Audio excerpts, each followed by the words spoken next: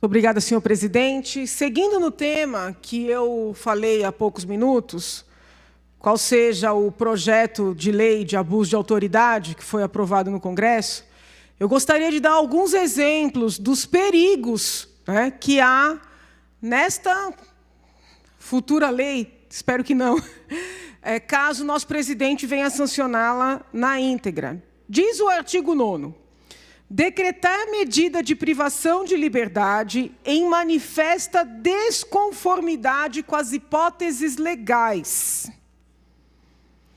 Incorre pena de 1 a 4 anos. Incorre na mesma pena a autoridade judiciária que, dentro do prazo razoável, deixar de relaxar prisão manifestamente ilegal.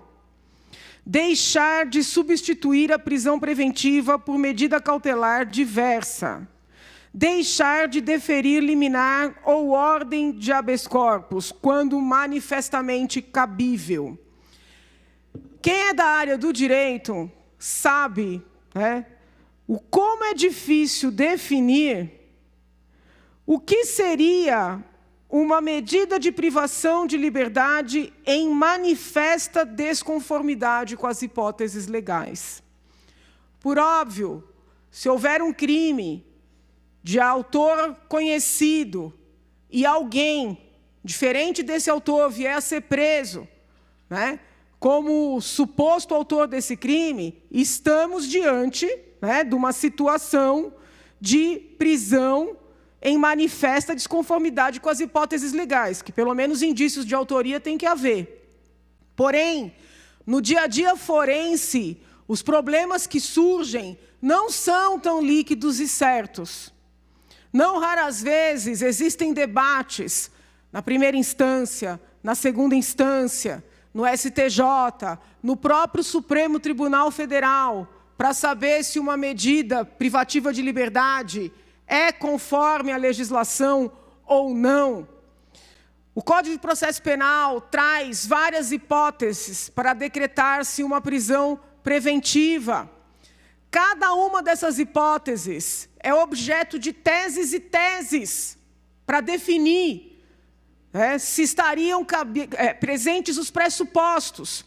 Como é que nós vamos criar um crime? Vejam, senhores, que eu não estou falando de um princípio, eu não estou falando de uma regra, eu não estou falando de uma norma administrativa, nós estamos falando de crimes. Como é que nós vamos criar crimes que podem ser imputados a magistrados por terem decretado prisões preventivas?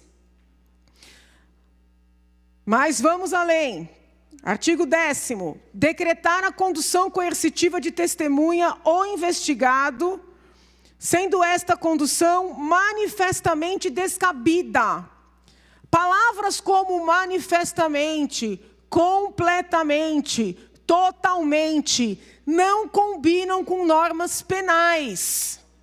Ao criar um crime, o legislador precisa definir quais são as hipóteses consideradas manifestamente ilegais. Não se cria um crime com termos assim tão genéricos, porque um crime dessa natureza pode dar margem a intimidar agentes públicos. E eu tenho certeza que não é isso que se quer.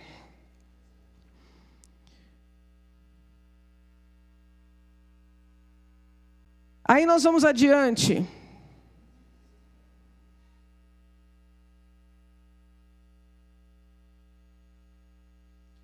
O problema das algemas. Submeter o preso, internado ou apreendido ao uso de algemas ou qualquer outro objeto que lhe restrinja o movimento dos membros, quando manifestamente não houver resistência à prisão. Meu Deus do céu, o que é manifestamente resistência à prisão? Como é que o policial vai saber se essa pessoa tem uma arma escondida, se essa pessoa tem uma faca, se essa pessoa luta, se essa pessoa, ao ser colocada no camburão, não vai tentar estrangular o policial por trás? Não é possível definir. Então, os agentes públicos de todos os níveis, ficarão com medo de trabalhar. Hoje já tem, porque são muitas as sindicâncias, os processos administrativos, não raras vezes contrários àqueles que trabalham. Isso sem contar as ações por crimes contra a honra daqueles funcionários que denunciam as ilicitudes.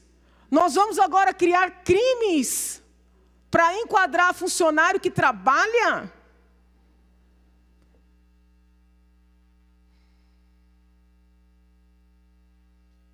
Impedir ou retardar injustificadamente, eu vou finalizar, senhor presidente, o envio de pleito de preso à autoridade judiciária competente.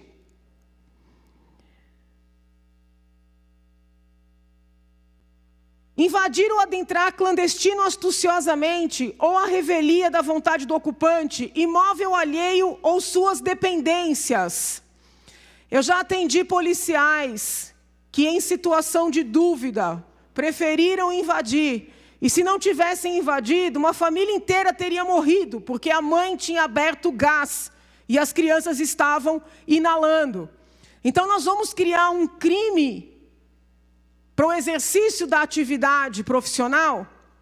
Ora, já existe no Código Penal o crime de invasão de domicílio. Se ficar evidenciado o dolo, o agente público pode responder. Por que criar um crime como esse, se não para intimidar, para constranger? Mais adiante se fala na prisão em flagrante. Prender em flagrante fora das hipóteses legais. Qualquer estudioso do processo penal sabe a dificuldade que se tem para definir o que é um flagrante válido, o que é um flagrante preparado, o que é um flagrante diferido. Como é que nós vamos criminalizar quem está tentando fazer cumprir a lei? Eu não desmereço todos os dispositivos desse novo diploma. Por exemplo, quando se fala de prender pessoas do mesmo sexo numa mesma cela, que poderia até caracterizar estupro por omissão. Porém, muitos dos artigos constantes dessa lei vão prejudicar a luta contra o crime. Seja o crime de massa, seja o crime mais sofisticado, econômico ou político. Por isso eu insisto, o presidente da República foi eleito para fortalecer o combate ao crime.